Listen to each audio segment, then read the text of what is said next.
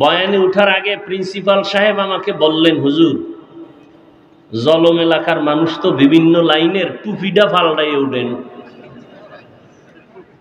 টুপিটা পাল্টাই উঠেন।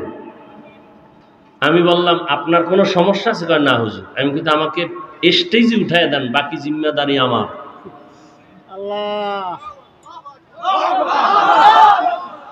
হুজুর বললেন ঠিক আছে। তো এই অবস্থায় স্টেজে উঠলাম,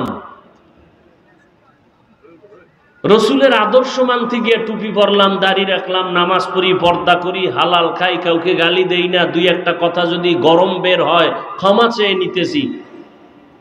এরপরও কেন আমাকে দূরে ঠেলে দিবেন? কারণ কি? বরুড়া এলাকায় বয়ান করতেছিলাম, একজনের নারায়ে রিসালাত বলে একটা স্লোগান দিছিল। তো লোকটা সাধারণ মানুষ, আবেগে দিছে। তো আমি ধমক দিছিলাম, কারণ এই মজলিস তো ভিন্ন মজলিস, এক একটা মজলিসের এক একটা আদব আছে। ইমাম শাফিঈ রহমতুল্লাহ আলাইহি, ইমাম আবু হানিফা রহমতুল্লাহ আলাইহির কবর জিয়ারতে গেছেন।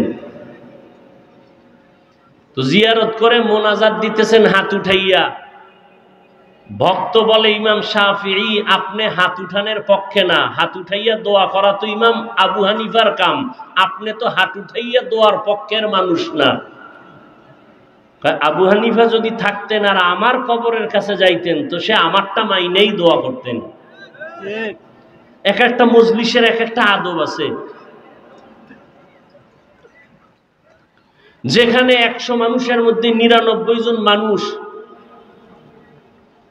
পুরা মজলিসে নবীকে দাঁড়ায় সালাম দেয়, জায়েজ না জায়েজ পরের কথা, ওই মুহূর্তে তাদের বিরুদ্ধাচরণ না করা, এটা আদব। এটা কি আদব?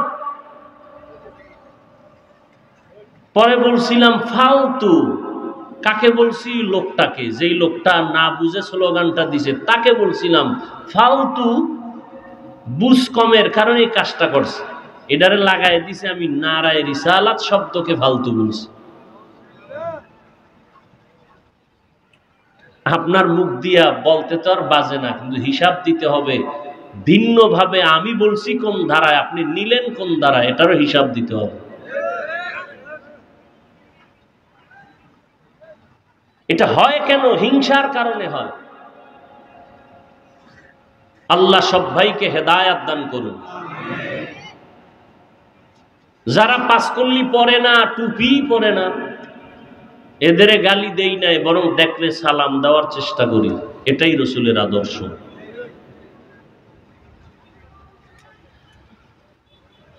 আল্লাহ এই মজলিসকে কবুল করেন।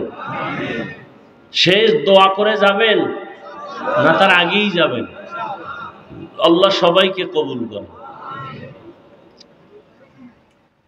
তো আল্লাহ চাইলে কি হয়? সব। আরো কয়েকবার প্রোগ্রাম করার সুযোগ গ্রহণ করার পরও আমরা আসতে পারিনি। আল্লাহ চান নাই। আল্লাহ চাইছেন আজ আসবো, বয়ান হবে, কতটুকু হবে তাও আল্লাহ ভালো জানেন। আমি আপনাদের সামনে আপনাদের ধৈর্য হারায় বয়ান করব না। বয়ান কিন্তু বক্তার কণ্ঠে আর এলেমে আমলে হয় না, আল্লাহর রহমতে হয় আর শ্রোতাদের অন্তরের মোহাব্বতে হয়।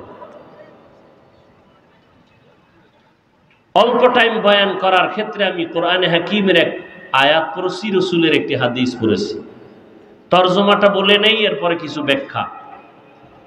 আল্লাহ বলেন, وَأَمَّا مَنْ خَافَ مَقَامَ رَبِّهِ وَنَهَى النَّفْسَ عَنِ الْهَوَى فَإِنَّ الْجَنَّةَ هِيَ الْمَأْوَى। কিয়ামতের দিন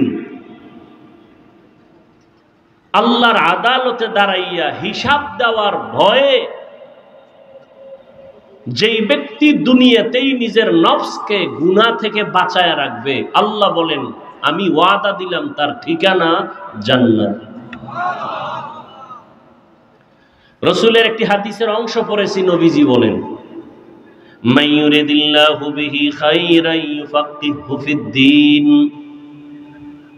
রহমতের নবী বলেন, আল্লাহ যাকে মোহাব্বত করবেন, যার ভালো চাইবেন, তাকে আল্লাহ তাফাক্কুহ ফিদ্দীনের মাকাম দান করবেন, অর্থাৎ দ্বীনের সমুজ দান করবেন, বুঝ।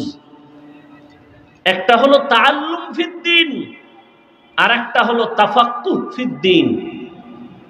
দ্বীন সম্পর্কে জানা, এটা হলো তাআল্লুম ফিদ্দীন। এটা আম বিধর্মীয় ইসলাম সম্পর্কে অনেক কিছু জানে, এটা সফলতা না। সফলতা তাফাক্কুহ ফিদ্দীন, দ্বীনের বুঝ আসে, দ্বীন অনুযায়ী চলে, এটা সফলতা।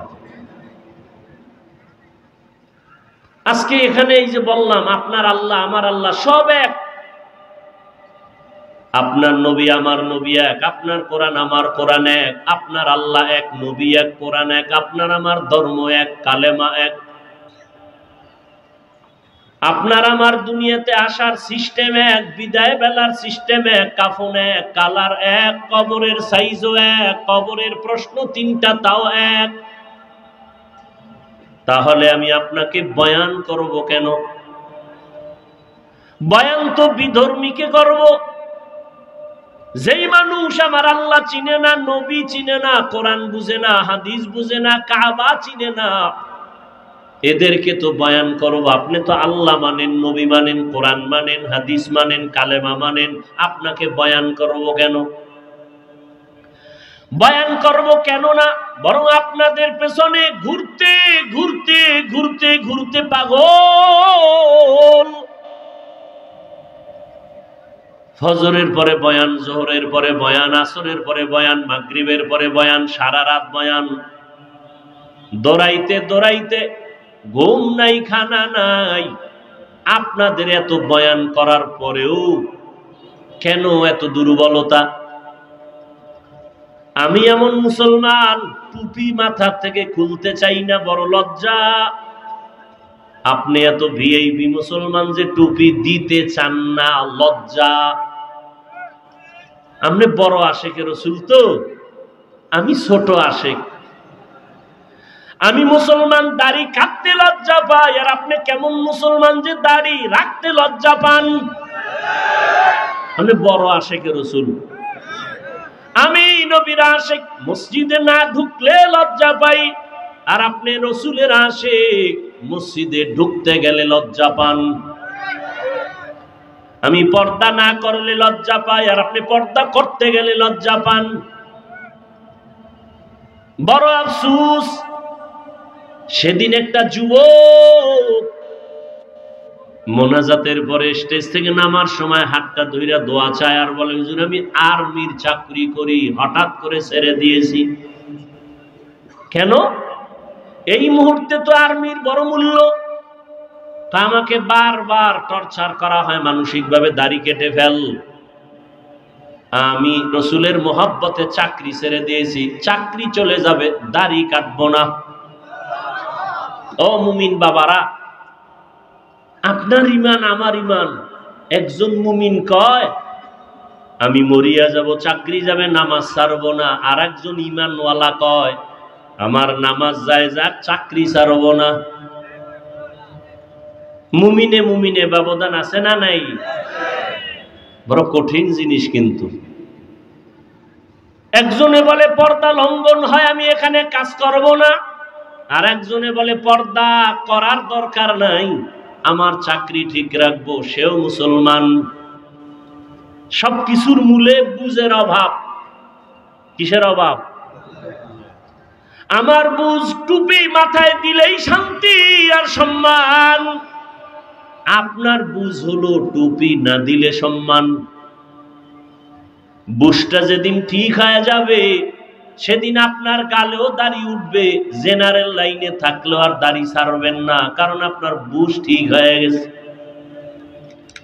বুঝটা ঠিক করার জন্যই উলামায়ে কেরামের বয়ান। রহমতের নবী জীবন ভর কষ্ট করেছেন, মানুষকে দ্বীনের দিকে ডাকছেন। সারা দুনিয়ার সমস্ত মুমিন মুসলমান নবী রসুল যত কষ্ট করেছেন এর থেকে কোটি গুণ কষ্ট রসুল করেছেন একা। এজন্য নবী বলেন, আল্লাহ যাকে মোহাব্বত করবেন, ভালো চাইবেন, তাকে তাফাক্কুহ ফিদ্দীনের মাকাম দান করবেন, দ্বীনের সহি বুঝ দান করবেন। এখানে এত মানুষ, সবাই খুশি, এত লোক, কিন্তু আমি অতটা খুশি না। কেন? এখানে অনেক মানুষ বসে আছে, সবাই দাবি করে আশেকে রাসূল, অথচ ফজরের নামাজ অনেকে পড়ে নাই, জোহর পড়ে নাই, আসর পড়ে নাই, মাগরিব পড়ে নাই, এশাও পড়ে নাই।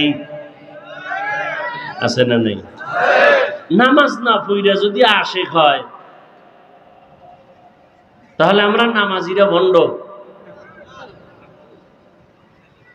অথচ রহমতের নবী বলেন, বাইনাল আবদি ওয়া বাইনাল কুফরি তারকুস সালাহ। মুমিন আর বেঈমানের মাঝে ব্যবধান হলো নামাজ। বেঈমানেরা নামাজ পড়ে না, মুমিন যারা তারা নামাজ ছাড়ে না।